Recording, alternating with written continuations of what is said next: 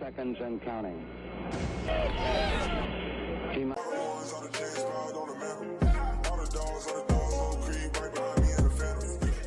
Hey, what's good, guys? Clutch here, Essam here, back in another video.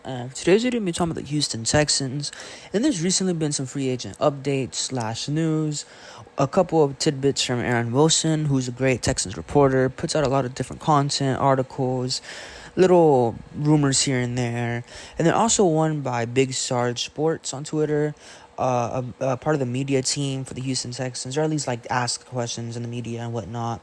But there's been some pretty significant updates, some different rumors, mainly by Aaron Wilson. Big Sarge did have one. Oh, he actually had couple of big things. But I'm going to start off with the Aaron Wilson news first. So I'm going to read it off a tweet. And this tweet is from @DDelgado NFL, Dylan Delgado. He runs a Texans County on Instagram. Very good page. I suggest you follow him. Puts out some good content as well. But he put this tweet out and is basically just like covering everything that Aaron Wilson mentioned in his article, and I think on a few video clips. But starting with the first part, Jonathan Grenard and the Texans have mutual interest, but it seems like he's going to test free agency to test his market. And I feel like, honestly, this wasn't too much of a surprise. Jonathan Grenard's probably going to get around the 18, 19, possibly even into the 20s. Wouldn't really surprise me at all. Honestly, I don't think I would pay him that much. If he would come back like on a 16 to 17 million, okay, we can work around there. But anything over 17, anything over that, I just think it's a little bit too much. Honestly, I would rather use that either on probably on a Christian Wilkins or something like that. I don't think Jonathan Grenard is a great player, great locker room guy. It's not easy to find players like him, but I'm just not sure he's worth 20 million, or at least like around that 18, 19, 20 range. But the next piece is Kaimi Fairbairn and the team are and have been having active discussions. There is optimism that a deal can get done, but it won't be inexpensive. So basically, they want to have each other back. Kaimi wants to stay in Houston. Houston wants to keep Kaimi, but it's going to be pretty expensive. He's probably going to want to be paid like a top 5 kicker. He's arguably a top 5 kicker. He's definitely worthy of it. Is Houston going to budge? Would they rather just maybe draft a guy in the 7th round, 6th round, or something like that? Would they rather just sign one of these guys off the street in free agency? Or would they rather pay their arguably top 5 kicker money? That's yet to be seen. Would I do it? Yes, we have a lot of cap. Yes, Kaimi's been there in the high and the low. But if he wants top 5 kicker money, I mean, yes, he is a top 5 kicker. It's hard to come across those, but I'm not sure. I'm not sure how much kickers really get. Maybe like 4-5 million a year, I would think, something like that. That's a tough decision. I think I would test other guys on the street first, see if you can get one of these other guys for a pretty good price, pretty good budget. But if you can't, I think Kaimi is definitely worth it. I think you should just go ahead and do it. Very good kicker, has made some big moments. Yes, he did have that extra point missed. When was it? He had one miss in the Bengals game, I believe. Or was that Kaimi? I don't know. He did have a couple of significant misses. But he's a pretty good kicker. I mean, I think he is top 5 personally. That's yet to be seen, but they do have mutual interests. That's a big note. And the next piece is the Texans and Devin Singletary would like to agree to a contract extension. The Texans also plan to explore the RB market. They could sign 2, but could ultimately choose just to sign 1 running back and sign somebody like Saquon. And that's probably my go-to. I think as far as the running back market, I wouldn't mind having Devin Singletary back. But if you could get Saquon for about like maybe 11, max 12 million, I think you definitely bring in Saquon. I think the things he brings into this offense are I mean, you can't really say it in words. You're going to have to see it to actually, you could even put him outside on some instances and feel comfortable about it. It's not going to be like a case where you have a power back like a Damian Pierce out there in the slot where he's not really a threat in the receiving game. Saquon, he's most definitely a threat in the receiving. He's a safety. You can't have a linebacker on Saquon when he's out there out wide. I'm sorry, but you just can't. And, I mean, I think he would bring so much to the Texans offense. I would definitely try to bring back Motor as well.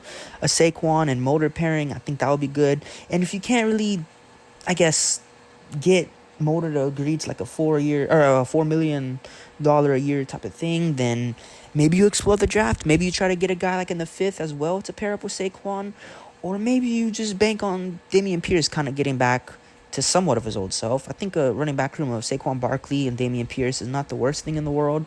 Worst case, you sign an undrafted free agent as well. There you could always find at least a decent contributor, a guy who can be that not that third round back, or not that third down back, but that guy who can just come in for a few snaps, hold the load a little bit, give Saquon a rest, or if Dameon Pierce just isn't cutting it, then he could get some RB2 snaps, something like that. But my ideal thing is sign Saquon and then re-sign Motor and have the running back room of Saquon, Motor, and Dameon Pierce. And according to Aaron Wilson, this is all very possible as of just, I think, 48 hours ago. So still pretty recent. It feels like we're getting Saquon news like every other day. Personally, I think we're going to ultimately end up signing him. There's just been too much smoke. He's been texting CJ back and forth. I think there's too much smoke around there. I think he is going to end up being a Texan personally, but yet to be seen. We have to see that. And the next piece is the Texans want to retain Dalton Schultz. And the belief is that a deal can be done, or it could be a franchise tag come Tuesday. And personally, I think I would rather franchise tag him. I'm not sure if I would want to pay 12, 13. I think the max he would get is maybe 13 a year. I'm not sure I'd want to pay that for 3 years. I'm not sure I would feel comfortable giving him 3 years, $36 million. Is he worth it? I mean, he's a pretty good tight end, but for the offense we run, you have to have a tight end who's willing to block. Dalton Schultz, he's willing to block, but it's just he's not a good blocker whatsoever. I feel like maybe you franchise tag Dalton Schultz, possibly draft a Cade Stover in like the 4th or 5th round. There's also been some other guys who have excelled in the combine. Theo Johnson is one name. Maybe get him in the 4th. Like a guy like Theo Johnson or Cade Stover. I feel like you could franchise tag Dalton Schultz. You still have Brevin Jordan on the roster, and then get one of these guys like a Cade Stover, Theo Johnson in the 4th or 5th round. I feel like that's one route the Texans could take via tight end. As far as tight end news by Aaron Wilson in terms of the draft, there really isn't any. It's just the thing about Dalton Schultz. But ultimately, it looks like we're going to have Dalton Schultz back one way or another, whether it's on a new contract or whether it's under the franchise tag. So Dalton, I would be shocked if he isn't back for next season. It just looks like he's going to be back one way or another. And the next piece is Blake Cashman, and the Texans have had some discussions, but Blake is expected to have a market in the offseason, and the Texans may not have interest in paying that. Azeez Al-Shaair could be his replacement. And, I mean, I'm not too mad at that. Blake Cashman, yes, he was great for us. Yes, he did break a couple of records for us, actually. But personally, he's probably going to get double-digit. He's probably going to get, like, in the tens, probably like 10, 11, 12 million a year. And I'm not sure the Texans they're in position to pay that, but I'm not sure it's the smartest thing to do. I'm not sure you can bank on 1/2 years. He did have a decent year last year, but again, he did have some injuries. But 1 year of good play, really, already being 27, 28. I'm not sure I would pay him more than $10 million a year. If he would come back for like 7, 8 to 9 range, I think I'd be okay with that. But ultimately, it doesn't look like we're going to end up bringing him back. Now, as far as Azeez Al-Shaair, I'm not the biggest fan of him. Now, yes, I do know him and D'Amico have history in San Francisco. Yes, he had a pretty solid year in Tennessee. But as far as the linebacker position goes, I feel like I would be more comfortable, or not comfortable, but I feel like I would be more in tuned to drafting a guy. Maybe Peyton Wilson, he's probably going to go in the 2nd round. That could be an option. Jeremiah Trotter could be an option. A guy like that. Or maybe you just draft a guy like in the 4th or 5th round so D'Amico Ryans can mold. Now, Azeez Al-Shaair, he's probably going to want maybe like 6 to 7 million, which is doable. I would be okay paying him that. I wouldn't be mad if we signed him, but I don't know. It just kind of rubbed me the wrong way when he didn't want to come here last year. I think it is that he didn't want to come here last year, something like that. I think Houston called him up or had interest in him or something like that. And then Azeez, basically, he just didn't want to come over here. And if you didn't want to come over here last year and you want to come over here this year, I mean, I don't know. I just don't think I would really look in his direction. If it would be for cheap, okay, but I'm not going to be giving him top of the market money that he'd probably want. I'm not top of the market, but I mean, he's probably like a top 3 linebacker in this class, I think, or in this free agent class. I'm not sure I'd pay him as a top linebacker in this class. Definitely, probably like maybe the third linebacker. I'd pay him as the third best linebacker in this free agency class, but nothing over 7 to 8 million. I wouldn't give him nothing like that. But the next piece of, I guess, little tidbit from Aaron Wilson is the Texans would like to retain punter Cam Johnston, but they're also keeping their eye on punters at the NFL Combine. And personally, I think they're probably keeping an eye on kickers as well. I don't think it's just punters. They probably have their special teams coach, different scouts, where they're looking at punters and kickers. And I think it's the right decision. Cam Johnston, he was great for us. He flipped the field multiple times. They gave the defense good field position. Very good punter. But he's probably going to want elite punter money as well. And I don't think he can afford to have a kicker and a punter both on top 5 contracts at their position. I just don't think it's the smartest thing to do. Can you afford it? Yes, but in terms of managing your cap, I'm not sure. Yes, you want an elite special teams. Yes, you want an elite kicker. Yes, you want an elite puncher. But those things cost money. I think Houston's ultimately going to pay either one or the other, and they're going to fill in one or the other probably in the draft, maybe in the 7th round, 6th round, as I said earlier. Maybe they draft a puncher in the 7th, a kicker in the 7th, who knows. But I think it's going to be one or the other. So we're either going to for sure see Cam Johnson back, or we're either going to for sure see Jaime Farenbairn back. And I'm okay with that, one or the other. If I was to choose between one or the other, I think Jaime. I feel like it's easier to find a puncher than what it is to find a kicker. We all see these teams go through like 4 or 5 kickers in a season, and I'm not ready for that. I don't want to see that. I think I'd feel more comfortable having my number one kicker than your number one punter. Your punter, yes, it's a big part of the special teams. It's a big part of the team. But I feel like, again, it's probably easier to find a punter than a kicker. A kicker is just more mental, I think. You have to have that mentality. You have to have the mixture of talent, of course. Mentality. It's not easy to be a kicker in the league. A lot of people say, oh, how did he miss his kick, blah, blah, blah, it's only 35 yards. It's not the easiest thing in the world. When you're in a stadium where it's buzzing, where it's shaking, it's not the easiest thing in the world. And I think teams would want a top 5 kicker, and I think that's probably what Houston's going to end up doing. But the next piece of info is defensive tackle Sheldon Rankins and the team have mutual interest in a deal. The free agency class for DT is loaded, so the Texans will likely explore their options. And this includes, of course, Christian Wilkins, who we've seen a few reports on from, who was it? I think Schultz. What's his name? The Schultz guy on Twitter. He said something about Houston, keeping their eyes on Houston as far as Christian Wilkins, and I'm all for that. Personally, I would give Personally, I would give Christian Wilkins like 18, 19, even upwards to 20 million a year. I would probably pay him over Jonathan Grenard. I feel like it's easier to find an edge player than a defensive tackle. A defensive tackle who can both rush the passer and stop the run. He's an elite run stuffer, getting better at rushing the passer. He did have, I think, 9.5 or 10 sacks this past season, so definitely getting better in the pass rush. As a run stuffer, he's probably a top 5 run stuffing defensive tackle in the league, I think. So he's probably gonna definitely want that top 5 defensive tackle money.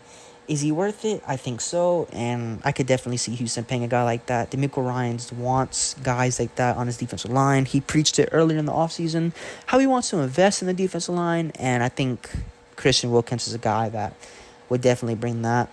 What's his name? Aaron Wilson also mentioned Chase Young. I'm not sure if it was in this recent article, but he did mention him earlier in this offseason. Chase Young could be a name to watch if Jonathan Grenard walks, which is probably likely. Could they possibly bring in a duo of Chase Young and Christian Wilkins? I'm not sure. I think that would be a lot of money tied up to the defensive line position, but I do think it's something to keep an eye on. I think it would be around $35 million tied just for those 2 players alone. Let's say Christian Wilkins is $20 million and Chase Young is $15 million. So yeah, that's just $35 million a year just for those 2 players. Is that the smartest thing in the world? Especially when you're probably gonna have to pay Will Anderson top 5 pass rusher money in a couple years. I don't know, but it's definitely something to keep your eyes on. Maybe Houston decides to go very, very cheap on linebacker. Maybe drafts a guy and then play on Christian Harris's rookie deal, and then pay the defensive line some big money. Maybe that's the route they go. Who knows? But I think that's a pretty interesting thing. And the last piece from Aaron Wilson is the Texans have interest in bringing back cornerback Steven Nelson, and I'm not complaining about that. I mean, he was pretty good for us. He played through injury. Fans that don't really, I guess, appreciate Steven Nelson. I don't really understand that because Steven Nelson, yes, he did have some moments where it was like, come on, man, what are you doing? But you have to realize he put his body, pretty much the whole second half of the season, he put his body through hell. I mean, banged up, hits to the body, hits to the shoulder, hits to the head, hit his head a couple of times. I don't think he officially got a concussion, but a couple of times it did look like he hit his head some pretty hard times. But he was a pretty good player for us all around. I think this past season had a few interceptions actually, game-winning interceptions at that. Steven Nelson, I'd probably feel comfortable giving him maybe 6 to 7 a year on maybe another 1-year deal. I think he'd probably want a 2-year deal. But if we could get him for a 1-year, $7 million contract, I think that's a pretty good deal for us. And if not, then 2-year, $6.5 million. I feel like that'd be fair. I would definitely do that. And then, of course, you can still draft a guy in the 3rd or 4th round. Maybe draft a guy to sit back and learn behind Steven Nelson and Derek Stingley for a year, and then bringing him next year when Steven Nelson is either gone or cut or whatever. But yeah, there's some pretty good points by Aaron Wilson there. Their article is there. I'm going to probably link the article in the description if you want to go read it for yourselves. But the next piece, the last piece, is from Big Sarge Sports on Twitter. He said that one NFL executive at the Combine said they don't expect Houston to stay still at 23 in this year's NFL draft, especially with how aggressive GM Nick Caserio was in the last draft. And he quote stated that Caserio has something up his sleeve again. And I mean, that was a pretty interesting piece by Big Sarge. I'm not sure if that's really the case. I think Nick Caserio really don't ever know what he's going to do.